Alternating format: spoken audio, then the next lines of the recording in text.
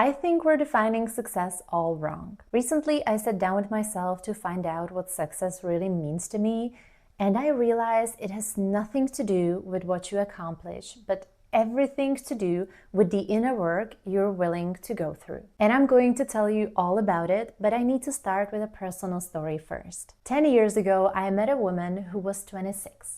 By the time she failed 3 universities, had no job, no partner, everyone saw her as a lost case. And when I asked her what she would love to do with her life, she told me she would like to attend a flower academy in London and potentially start her own business. But that she would have to finish the studies first. And it was a company's event at a boat, so I had the time to convince her to quit the university and pursue her dream. Fast forward to this month, we met at my friend's wedding. She was delivering the flower decor. It was a full circle moment for me too, because at the time she really went to London, built her business, found a partner, started a family. Everything came true for her. And the success wasn't in the idea itself. I mean, there are many flower boutiques out there, but it was in her willingness to stop playing it small, stop conforming to society's expectation, and choose her own version of success. Now, I'm in my 30s and I spent the last decade working in 9-to-5 jobs. So my perception of real success has changed dramatically. And it came down to these 3 shifts: using my discernment, living intentionally, and being committed. So let me walk you through my findings because it might make you reconsider what success means. Firstly, not only having discernment, but actually using it is a crucial piece to succeed. You know what they say, if you don't create your life, someone else will do it for you and you won't even notice. Every choice matters, from what t-shirt you buy to what you consume online. And most of us spend more of our time online than offline. As a 90s kid, I didn't expect this. Everything you consume forms your perception. So your discernment shouldn't only guide you to what you want, but also what you should let go of, what you need to mute and ignore. If you can't do this and you dwell on that one ideal of success, as that woman I met seen it in graduating from university, you'd be inevitably blocking all of the other opportunities that lay in front of you because you're unable to see them. So don't fixate yourself on one outcome, on one version of success. Step back and allow your discernment to assess all the opportunities that are in front of you. This will improve your decision skills, which will inevitably improve your life, because you are becoming more successful each day that you make an aligned decision. And the most important thing about discernment is that you're getting better at knowing who you are, because the profit this world makes on all of us who are wondering who we are is ridiculously high. Not knowing yourself comes with a high cost because it makes you endlessly reinvent yourself, optimize your life, but based on what? Based on the influence that reaches you. And you might say it takes courage or bravery to step out of the mainstream, but these are not characteristic traits. Come on, no one was born brave, but you can become brave. It's a skill. The more times you repeat being brave or showing up with courage, the more you get used to it. So I would say to become successful, you have to utilize your discernment to know who you are. The second shift is living intentionally without compromising your joy. What makes you unsuccessful is you living on autopilot, being chronically stressed and depleted, running around as if everything is an urgency. So let's imagine that your biggest fear is coming true today. What's then? Will you be finally able to choose joy instead of suffering?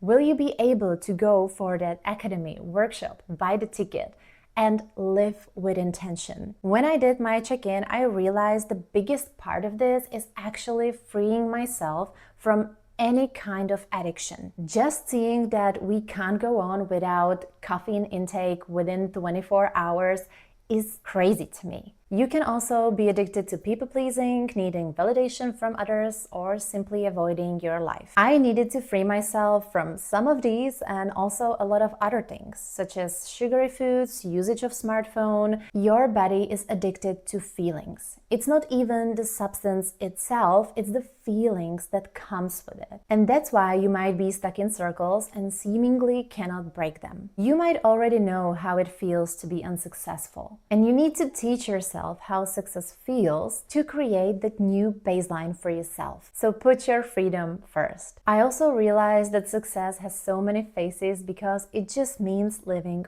fully, which doesn't always mean the most grandiose experience, but living a vibrant life. The life where you're able to express yourself fully and where you're not holding yourself back. So after you wake up, set an intention to free yourself and see how that changes your day. And if you make this little choice every day, you're committed. Maybe you already heard somewhere that to be free is to have no choice. And this isn't about the lack of options or opportunities, but aiming your attention in one direction at a time. Because the downfall of this world is too many options. It also isn't about mindlessly repeating the same thing every day. It's being clear and committed to your goals with no backup plan. Because if you ask the most successful people, what they usually tell you is, I had no choice. I had no plan B. By being committed, you're actually freeing yourself because there is no plan B. You better be so obsessed with what you want that the only path is alignment. And my cherry on the top here that I have on my list is to nurture relationships that have the same amount of reciprocity. And that's not about me having no understanding for the uniqueness in each human being or the different expressions and types of love. It's about the instances when someone is reaching out for you only when they need something. And obviously that can be subconscious because they just need to vent or they need validation and they don't even realize it, but you are always there. And I'm one of those people who is so passionate about others that if you hang out with me for too long, I'll convince you that you're awesome. So going through this life reconciliation of what success really means to me, I set myself a new standard to focus on relationships that are nurturing, supportive, and freeing. Like, I'm a bit ashamed to say how much time it took me to actually take the space and get outside of my small bubble and realize that some relationships in my life had simply expired and that I need to reassess who is really interested in me as a person and also who is willing to take that step forward to meet me at the same standard of friendship that I require in my life. And let's not mistake this for having boundaries or being avoidant or anxiously attached. Like, I think we're using these as some kind of excuses not to show up fully in our relationships, because being fully invested, seen, and committed is scary. So I measure success in this area of my life by assessing if I am free in this relationship, if I can be who I am, if I am not the only one pulling the rope or the only one who doesn't know where they stand. And if you're afraid of disappointing them, you're not free. If we come back to the story, she disappointed so many people along the way, including her parents, who wished for her to be educated on paper. But in the years, she made them so proud because she chose her own kind of happiness. Obviously, you never know how any relationship works out in the end, but don't let it stop you or don't let it protect your heart from actually making genuine connections in this world. So to me, real success is the life you choose and not the one you settle for. And if you felt inspired, I appreciate if you leave a comment or subscribe to my small channel, and I'll see you next time.